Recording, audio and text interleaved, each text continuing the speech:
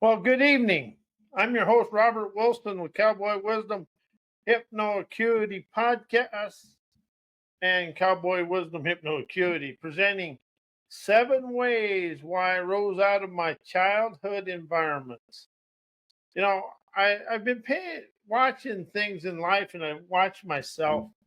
And what I really discovered is we move away from home into a different place, but the representations, the viewpoints, opinions, yet our subconscious mind and our inner landscape never leaves home.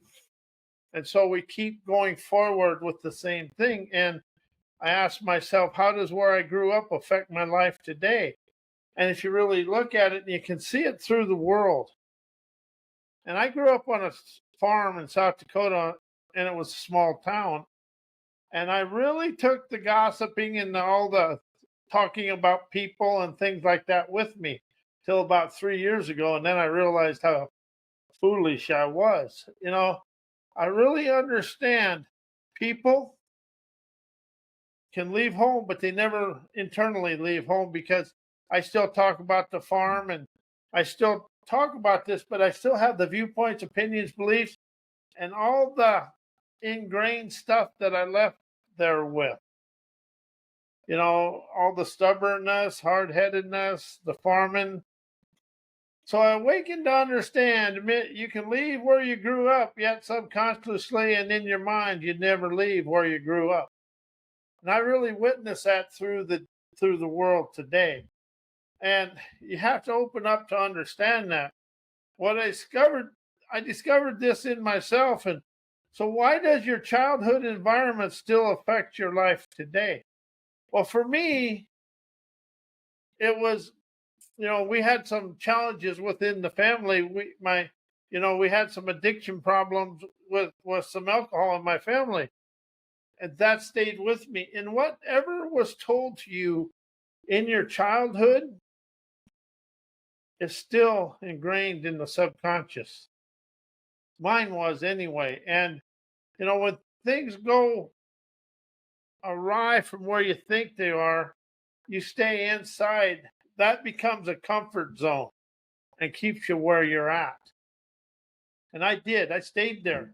And what I really realized is, however you was talked to in school and stuff, that's in your life today.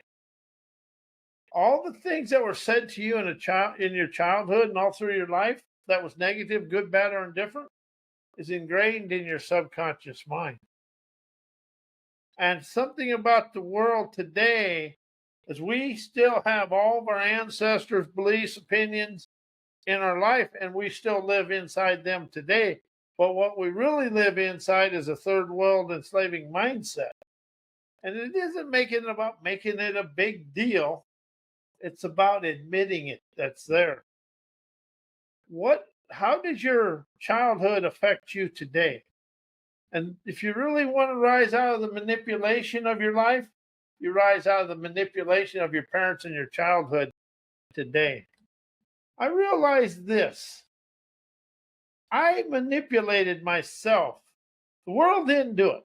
I manipulated myself to be a people pleaser, try to get along with people, do things to get along, rather than being afraid to make somebody frustrated. It's okay to make somebody frustrated, because they ain't frustrated with you. They're frustrated with themselves and their inabilities.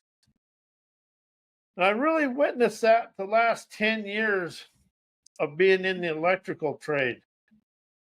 From when I got in at the beginning to the end, it was a lot different. But what I'm really saying is, how do you serve your ego? And why do you serve your ego? See, your ego changes this. I've caught myself doing this. And once you catch yourself and you start doing it, you start really realizing people serve their ego. Their egotistical arrogance, know-it-all ignorance. Pick me, I did. If I ain't paying attention and listening to myself, I still do. Then I step into poopy do, and then I get into all the sewer of never do, and oh my God, get into melba hiss. Then I start hissing and That basically hissing and pissing in the wind is what I do. You know, the world is stuck as a servant to the egos of the world. And the only person that was never stuck in his ego was Gandhi. To me, that's my. And I've been to a lot of classes, and the more you think you know, the more a servant you are to your ego. Oh, I was good at that shit. You know, when I get to stand up, I get to stand up here, and this is like a confession. I'm confessing all my inner BS to the world to liberate me from me. And if that opens somebody else up to liberate them, I'm a success. Liberation rises, thinking no bestow ye in yesterday. Inspiration is liberation, thinking no bestows you in yesterday. And you know, something I really opened up to admit, the physical environment has frozen in time representations that we embellish and ingrain in ourselves. So how do you still live in the representations from your childhood and your environment, your community, your family, your friends, and all that? And how did your community speak and things like that? See, my family was never, well, in my mind, I was binding in my mind. I always thought this and it wasn't that. So how are you thinking this is about what you're trying to look good in other people's eyes in the community, then you despise yourself because you didn't have the material chattels they did. And I didn't. But you know, something I understand now and I never ever before, we was fine. Just the way I am. I'm enlightened, brightened, and bold right where right here, right on this deal. Wherever I walk, I'm bright, bold, and enlightened. Now, how did your parents talk about your community and other people? And how did they feel about themselves? See, I ingrained my insecurity from my parents and in my environment. But how did your parents talk about your community and other people? Well, I was from South. Gossip was the main thing and the main entertainment in small towns. Still is when you go back there. I don't get involved no more. If it is about inspiration, wisdom, and insight, take flight. I stopped getting involved in it. But how do you want to look good in the eyes of your community, your parents, rather than feel good about your own talents? That's something people really want to do because they really want to be up in the world and say it is. But it's how you think. How do you think the community viewed you, and how did that view control your life and still control your life? Sovereign liberation is what Cowboy Wisdom Hypnoacuity is about. Stop being controlled by the outside world, and liberation rises you out of your current situation with the courage to question and comprehend your life in the present moment. Because you will rise out of the past in the present moment.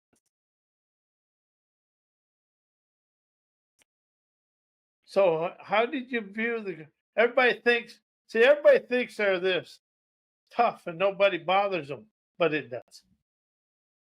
And so how did your parents and you talk about your community, and how did you try to look good in the community rather than feel good and at peace in here? See, everything is in here. This up here, well, that's kind of leaves you in the stink of the overthink. How do you feel about yourself from your childhood, your parents and everything? How did your parents talk to you, other people? Me, I had people talk some unsavory things, and I had a brother that used to think he's making funny, and it was funny, but it really was hurtful. And you know, people, and I'm guilty as crap of that. Sometimes what you think is funny is very hurtful to somebody else. And how many people have you ever had do that to you?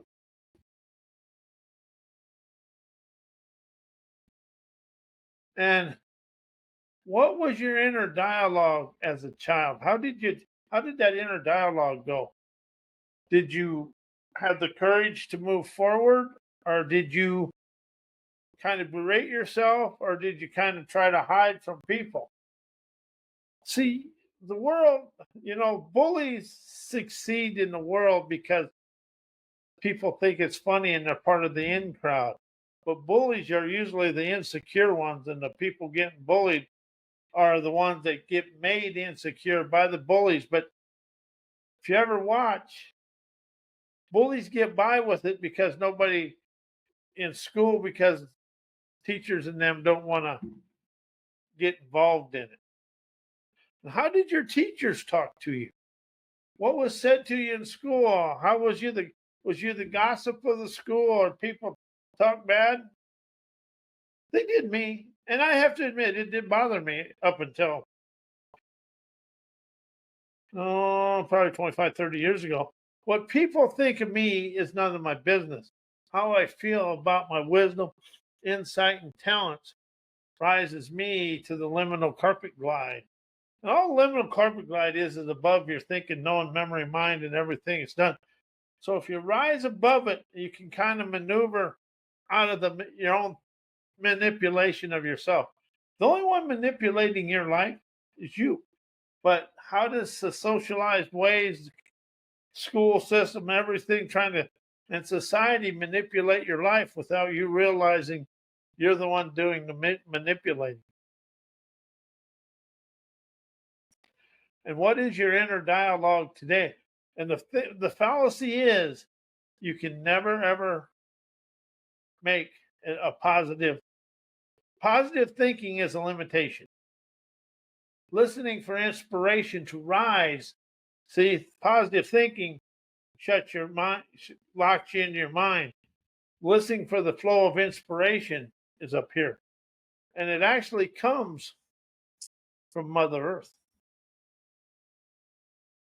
You can feel the inspiration and the good. If you get grounded, you can feel yourself attached to Mother Earth. But a thinking memory mind is never grounded.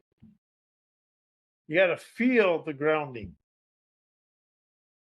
And so this was another one. What was the family conversations around the dinner table? How did your parents communicate? How do you mirror your parents' communication? I did. I mirrored my parents' communication. When I was married, I went back. I got divorced in 94.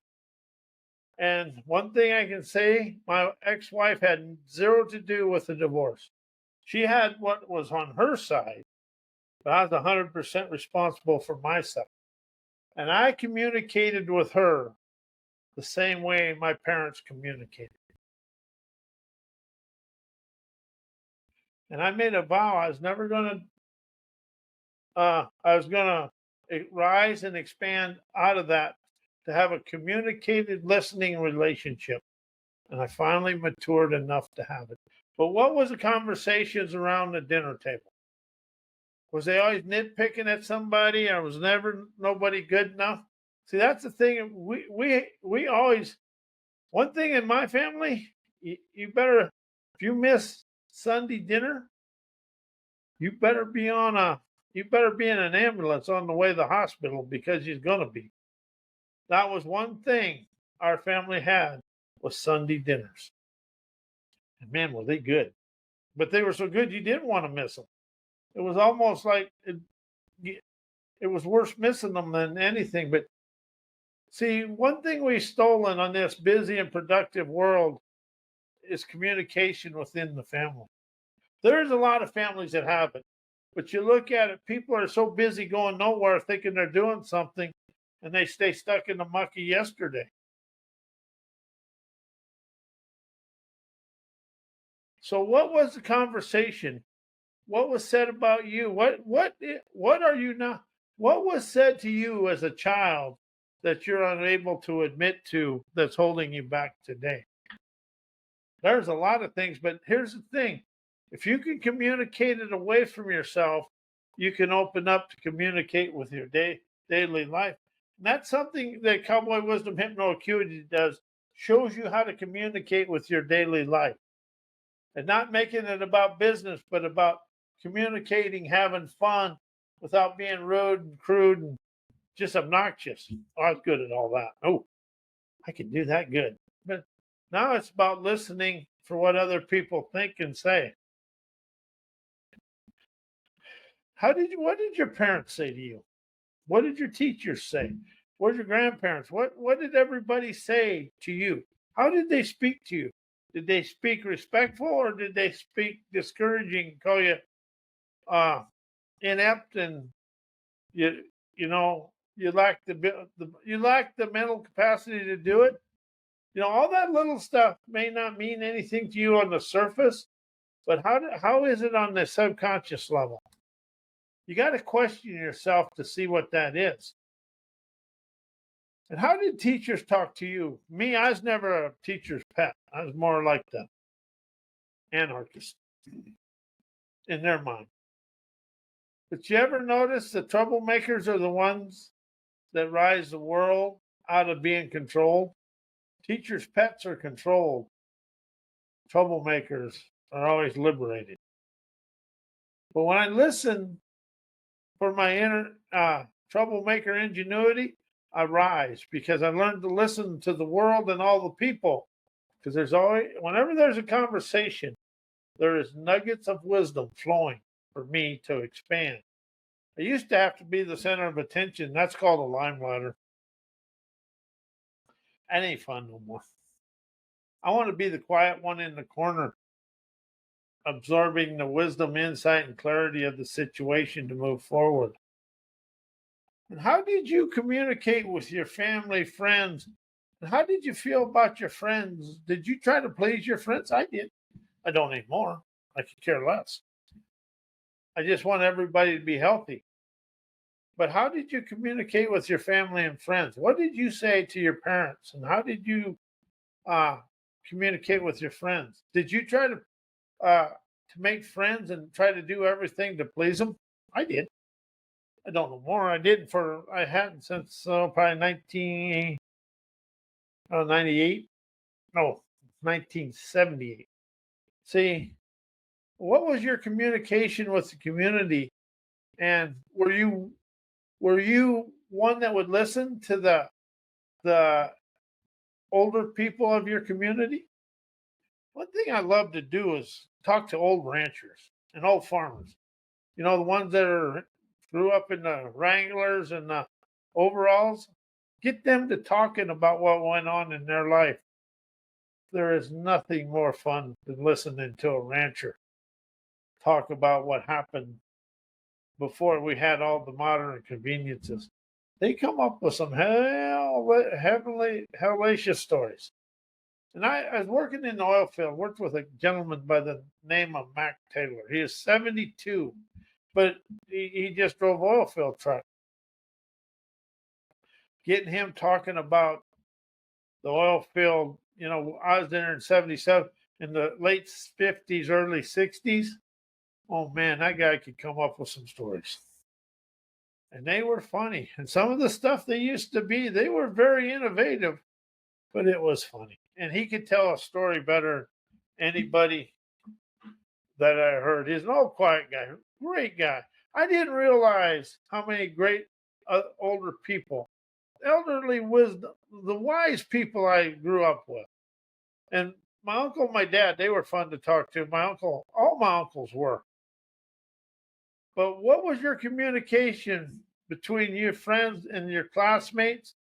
And how did you get along with in school? I was never the very, very well liked. So I just grew up with that and I'm fine with it. It used to bother me, but now I am who I am and I'm at peace with me. And that's all it is. I'm at peace with me. And that's all that matters. What are you trying to hide from your childhood or any part of your experiences from the world? And you don't have to go blabbing this around, but they silently control you through fear, drama, trauma, hate, revenge, and all that. But how are you? What are you trying to hide from the world? Are you willing to go out in the middle of nowhere or go to a park and sit down and write it out on a piece of paper and just write everything that comes to you? Just write it out until it all comes out. Once you get it out, then you can set yourself free. But don't do it in your house. Never do anything negative in your home. Always go to a park or running water or go out in the middle of nowhere and just communicate all your dismay away. But if you write it on a sheet of paper and go by a park, just sit there and write it. And when you get done, get up. And as you're walking, just start shredding it. As you walk by a garbage can, throw it in the garbage can and keep walking. Because fear, drama, trauma, revenge thinking, insecurity, immaturity, are your subconscious mind frozen in time representations, security guards. Fear is a subconscious mind security guard because it kept you safe at one time. So you're willing to communicate them away, and your comfort, and and once you understand that's a security guard, you understand fear, drama, trauma, all the unwanted stuff is your comfort zone of limitation, barriers, and blockages that you're hiding inside yourself. Everything you want to get rid of, you're hiding because there might be some unsavory feelings and emotions. But if you're willing to question them and admit they're there, you can start rising out of them. And see how do you want to shift or do you want to rise? That's up to you. I like to rise because I want to leave it all behind. And see, whatever you're trying to hide from the world chides and hides in your memory mind, and it really stops you from moving forward. So I unwind my liberating lingo to communicate away all dismay. I prudently poked my bear of dare to admit to me I was stubborn and hard-headed. To be rich, healthy, wealthy, everything I don't want, I was too stubborn and hard-headed to experience the experiences to rise because I had to be a know-it-all. I like that know-it-all. No. But see, we want to be a know-it-all and an egotistical arrogance, but we are a servant to our ego and all of our viewpoints, opinions, and beliefs. Without us really realizing it, we do it because we've been taught ourselves all the way through this. So when you really want to rise out of your propagandized education embedded with third world enslaving mindsets, parents, family, social communities, way of thinking, viewpoints, and opinions, and beliefs, to instantly realize, admit to me, now's the time for me to rise out of the backdrop, my childhood terrain, high school backgrounds that are embedded with me, admitting to me all my life activities are embedded in my subconscious mind that keeps me binded in my frozen in time representations. It all turned ice as my inspirations thaw my rivers, my flowing rivers of revelations, revolutionizing, enterprising vigor, lionizes animated trailblazer, intuitive, omnific nous that neons my omniscient utopian savvy. For me to soar of serendipitous opulence, appreciating me and my gusto gratitude, to forever rise and shine on my cloud nine that chauffeurs me through life with ease. My name's Robert Wilson with Cowboy Wisdom Hypno Acuity. And may your life be as blessed as you are a blessing to me in the world.